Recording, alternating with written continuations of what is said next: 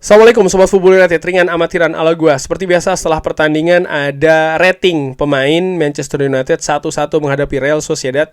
Pertandingan yang menurut gua ya, seri yang mengesalkan. Kenapa? Karena ya penaltinya kontroversi, Manchester United tampil cukup oke ya, bahkan mereka sempat unggul dulu sampai dengan tuan rumah mendapatkan penalti. Setelahnya ada penurunan permainan dari Manchester United dan tuan rumah nampak mendapatkan angin segar ya dengan gol tersebut, dan akhirnya mereka mampu membangun momentumnya sedikit demi sedikit, bahkan semakin mengancam. Untung lini belakang Manchester United tampil bagus, termasuk juga kiper Andre Onana. Andre Onana menurut gua tampil oke di pertandingan tadi di babak pertama, bahkan di awal-awal babak pertama ya.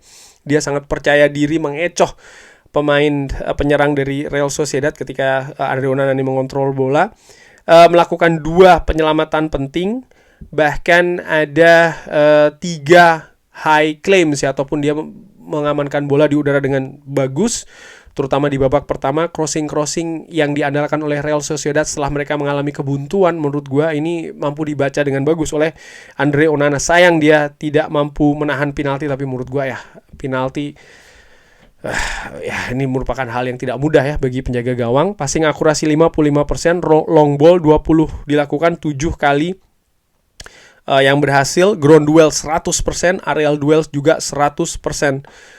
Dribbling juga 100%. Tadi sempat dia melakukan dribbling jarak pendek ya, kurang lebih Andre Onana. Gua beri dia nilai 7 di pertandingan ini. Leny Yoro tampil 88 menit, 3 ground duels, 2 dimenangkan, aerial duel 100%, akurasi passing 93%, long ball 2 dilakukan, 1 berhasil. Menurut gua dia tampil oke, tampil solid ya, stabil juga di center back sebelah kanan. Gua beri juga dia nilai 7. Matthijs de Ligt, ground duels 4, 3 berhasil dimenangkan, aerial duel 100%, passing akurasi 94%, fantastis, crossing 100%, long ball 2 dilakukan, 1 berhasil didaratkan ya. Dan ada 1 last man tackle tadi, total tacklingnya ada 2 dan 1 last man tackle tadi di periode sepertiga akhir di babak kedua, ya setelah periode setelah Real Sociedad mencetak gol. Fantastis memang hal tersebut yang dilakukan oleh Matthijs de Ligt, magical menurut gue ya. Gue beri dia nilai 8. Dia memiliki peran yang sangat vital di center pertahanan Manchester United, baik itu di babak pertama dan juga di babak kedua. Noussair Mazraoui tampil 90 menit, ada 5 clearance yang dilakukan, ground duels 8, 4 berhasil dimenangkan, aerial duels 6, 4 berhasil dimenangkan.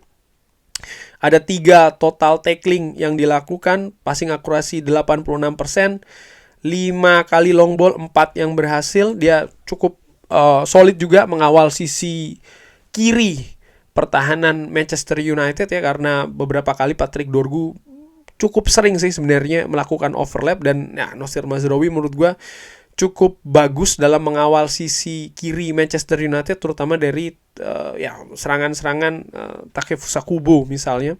Gue beri dia nilai 7.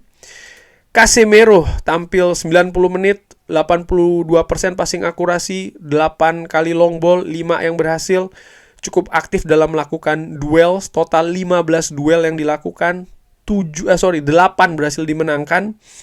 Ada 2 clearance, ada 2 block shot, 2 interception, 5 tackling. Jadi dia cukup dominan menurut gua ya di daerah gelandang bertahan, terutama sebelah kiri.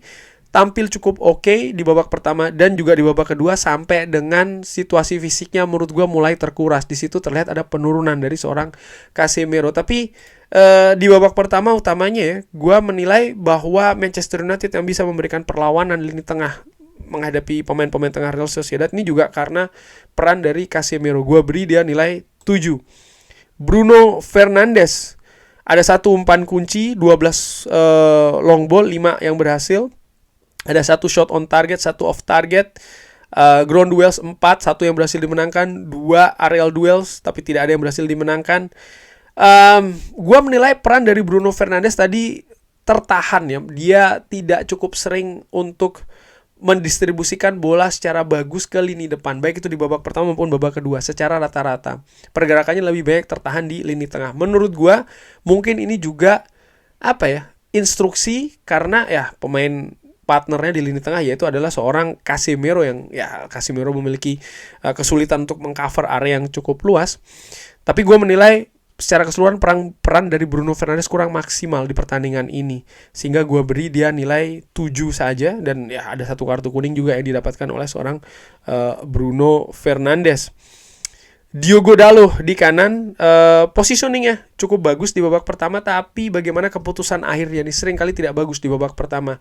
Salah umpan, salah end passing ya, sangat disayangkan sebenarnya. Walaupun itu tadi gue bilang positioningnya bagus, hanya eksekusi akhirnya nih, keputusan akhirnya kurang bagus, terutama di sepertiga akhir pertahanan dari Real Sociedad. Passing akurasinya juga tidak cukup oke, hanya 68%, key passes ada 2, crossing 1 tapi tidak menemui sasaran, long balls cukup sering 6 tapi hanya 1 yang on target. Gue beri dia nilai 6. Tidak cukup oke Diogo Dalot di pertandingan ini. Patrick Dorgu bekerja sangat keras ya, mengcover area sebelah kiri Manchester United dari ofensif dan juga defensif. Kalau gue lihat heat maps-nya, dia cukup beroperasi dengan sangat banyak di area kiri, di area lapangan tengah ya, mungkin juga untuk mensupport atau menjaga lini tengah Manchester United dari gempuran pemain-pemain Real Sociedad. Tapi bagaimana kontribusi secara ofensif dia juga cukup tinggi nih. Passing akurasi by the way tidak cukup bagus, hanya 66%, key passes ada 1, crossingnya 3 tapi tidak ada yang menemui sasaran. Gue beri dia nilai 7 ya. Dorgu menurut gue tampil, kalau melihat mempertimbangkan dia pemain baru di Manchester United dan datang di musim dingin, dia semakin lama semakin oke nih di posisi sebelah kiri. Namun tentu saja ada adaptasi yang harus dilakukan di sana. Garnacho tampil 78 menit, ada 1 assist yang dilakukan oleh Garnacho, 2 on target, 2 off target shootingnya, ada 1 yang terblok. Passing akurasi ternyata 100% dari seorang Alejandro Garnacho, ada 2 key passes. Tidak cukup sering dalam melakukan duel sih, hanya 5 kali totalnya dan hanya 1 yang dimenangkan. Ya, menjadi salah satu pemain Manchester United yang paling mengancam dari pergerakannya, dari penetrasinya, dari ancamannya juga. Hanya saja keputusan akhir dari Garnacho yang menurut gue tidak cukup oke. Walaupun sekali lagi dia menjadi salah satu pemain Manchester United yang paling mengancam tadi di pertandingan. Dengan 1 asisnya, menurut gue Garnacho gue beri dia nilai 7 di pertandingan tadi. Rasmus Højlund tampil 90 menit, tidak ada shots yang dilakukan oleh penyerang ini ya.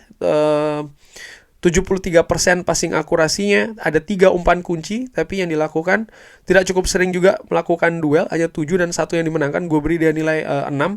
Berperan dalam gol yang diciptakan oleh Joshua Zirkzee dalam membuka ruangan, tapi secara keseluruhan gue menilai mungkin kalau dia terutama di babak pertama ya, karena gue melihat ada beberapa momentum terutama dari seorang Diogo Dalot, kalau dia mendistribusikan bola mungkin lebih awal kepada Rasmus Højlund, mungkin situasinya bisa lebih berbahaya ya bagi lini belakang Real Sociedad. Artinya Rasmus Højlund bisa jadi lebih mengancam, tapi gue tidak melihat ada distribusi bola yang cukup sering nih kepada Rasmus Højlund, sehingga dia juga tidak begitu mengancam akhirnya, bahkan tidak ada shots yang dilakukan. Jadi gue beri dia nilai 6.